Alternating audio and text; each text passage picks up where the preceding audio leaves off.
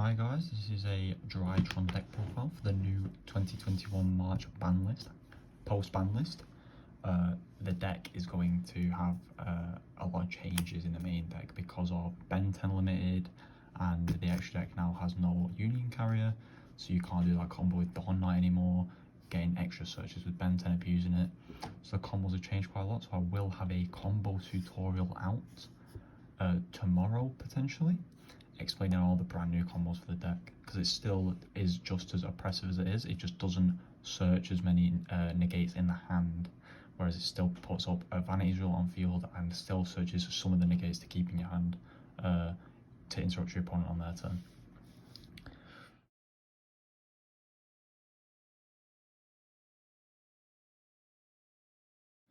Starting off with the monsters, we play 3 Drytron Alpha Thuban. This card searches for your rituals. It's probably the best Drytron out of them all. 3 Zeta. Obviously these two are the combo that you want together. As I'll show you in the combo tutorial, this searches for the ritual spell, and then the ritual spell does all the plays from there. You play 2 Gamma. This, although I thought maxing out on this after Benten ban makes more sense, because you're no longer going to be able to send it, sorry, not after Benten ban, at a Union Carrier ban.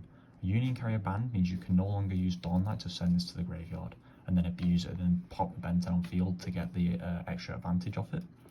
Instead, I was gonna play 3, but because you play so many ways to search it in the main deck, you're just gonna clog on it. You're gonna clog on Drytrons. You don't really want that many in your hand.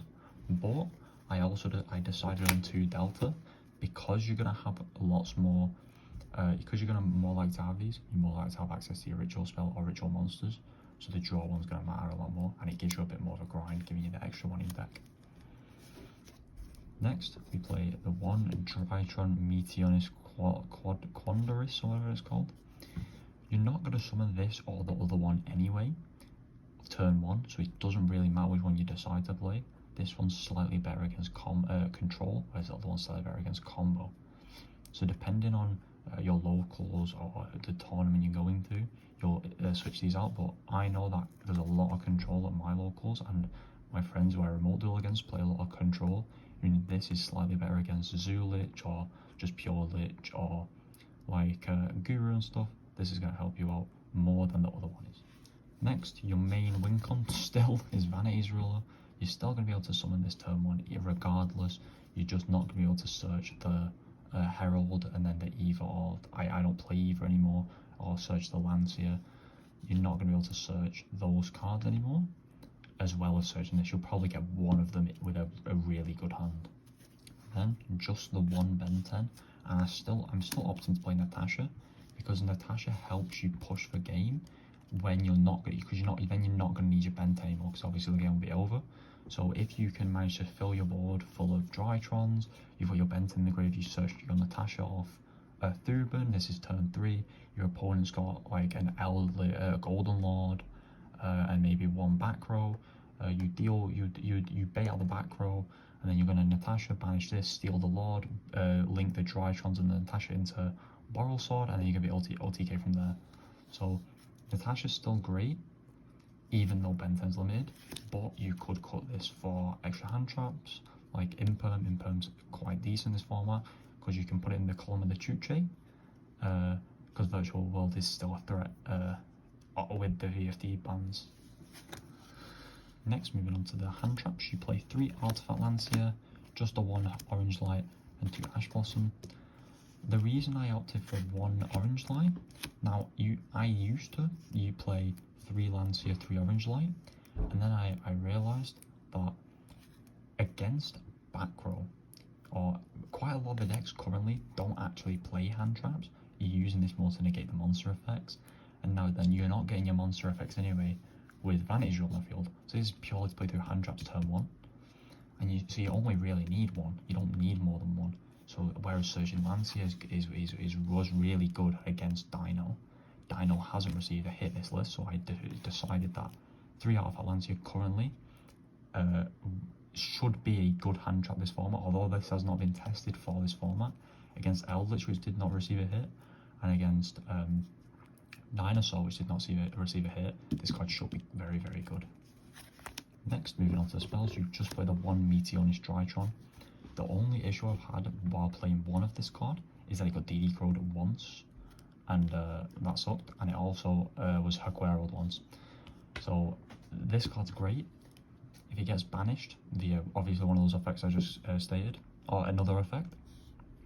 It sucks, but because all the Drytrons are just tributing cards to summon themselves, it's still so good.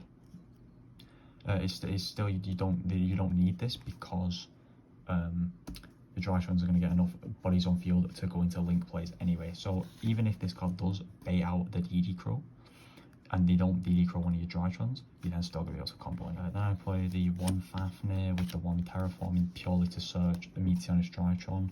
The Drytron Nova is a very expensive card for what it does. Special summoning a Drytron to the field and not getting the tribute effect for Benten, or not putting one in the graveyard to then summon it back after you summon it off Gamma, kind of sucks. Whereas if you just search it straight off Arf Thou, or search it straight on with Jack in the hand, it's just going to play slightly better. And also the price tag of £50 isn't really affordable for most players, especially in times like this. Then you play 3 Cyber Emergency.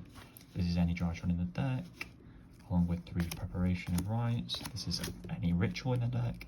So you're still playing at least 4 Benten, plus you're playing the 3 Thuban, meaning you're playing 7 Benten, plus you're playing 3 Emergency, which means now you're playing 6 Thuban. So it stacks up. You're still going to get Benten every game. Just now, you're not going to be able to sack your opponent by just hard drawing it, so that when they do Ash Blossom this, you've already got the Benten anyway. Next we have 3 Jack in hand. This is going to search for any Drytron card from your deck. You reveal 3, they have to pick 1. This isn't going to brick with this. Luckily, if you open just these, so you're still going to be able to play, because this is you're going to get rid of Zeta, Thuban, Gamma with the, probably Delta with this, and then they're going to pick whichever one they want, and then you're going to take either Zeta or Thuban, whichever one they don't pick, and then you're going to wear off for the other one. So you can still combo just these cards. Next is a strange pick. I decided to max out an extra Foolish Burial due to, as you can see in the thumbnail, Herald of the Arclight is being played in this list. Seeing this means you're going to get more. You're still going to be able to search for your Benten. It's just you're going to get to your Benten regardless. You're just not going to be able to loop it as much because you no longer have 2. So you're still going to be able to do the entire combo this format. The deck still does all it does. It just doesn't get the extra search because you haven't got the Union Carrier gaining the 1000. Then you summon the Drytron. Then you send you summon Benten. Then you send the Gamma. You're not going to be able to do that combo anymore, which I will show you a new combo in the combo tutorial. Then we play the 1 Core by the Grave and the 1 Upstart Goblin. This is the 40th card. You cut this for any other card you want to play. This again, this means that if you only have, say, one way to get to Benten, if it gets hand trapped, it's probably not gonna end well. So this card's gonna allow you to play through hand traps. Obviously, that's what it does. It's also gonna be very good in matchups where they require the graveyard, because you just target a monster in the graveyard, banish it. So you banish their lord. They can't recur it and stuff. So this card's useful for playing through hand traps, but can also have other implications. Moving on to the extra deck, I decided to play just 2 Herald of the Arclight. You're obviously not going to draw all 3 extra Foolish Burial in your starting hand, so you're not going to require more than these guys. The game's not going to last more than like 3 turns, so only having 2 of these doesn't really matter. But again, if it is sent to the graveyard, you can add a ritual monster or a ritual spell. So this is especially good as well. If your Zeta gets negated, they might think, they're going to search for the ritual anyway, so I'll just negate this ritual searcher. You have extra Foolish Burial in hand, you can send this and just search for it anyway. So this is a very good card. Your opponent could want to reborn it though, and then that puts you in the dump. And play the 1 Omega. This is your 15th card. You can cut this for anything you want. I decided to play it because you do play Ash Blossom and you do play the Herald, their tuners, so sometimes you can make this Never ever would. I prefer to go into a link play. So this is the you can cut this for any card. I just didn't know what to put in. Moving on to the link. If you play the Linkuriboh, this card is very good. You play it along with the secure Gardna to link it away afterwards, or you can just leave the Linkuriboh on the field. As is, they're both just generic interruption. You're gonna be able to catch people out with those. IP Masquerena. You make this. This is better when going second, because say you don't want to, your opponent's not going to TT like you're playing against Eldritch. If you're playing against, if you've got a Knightmare Unicorn and you make a Masquerena, or you make Masquerena then you make Unicorn, pop a back row, they're not going to torrential tribute this. They're not going to torrential tribute that. It's not worth wasting. They'll keep the resource for the next thing you summon. So this is one of your main plays going second to make this. You play the one Crush Sheep. It's put a greedy for ritual summon to its zone. That's crazy. It's never actually come up where I've been able to resolve that effect, but one day it will, and it'll be crazy. Hold the Mirage Light, a very good link too.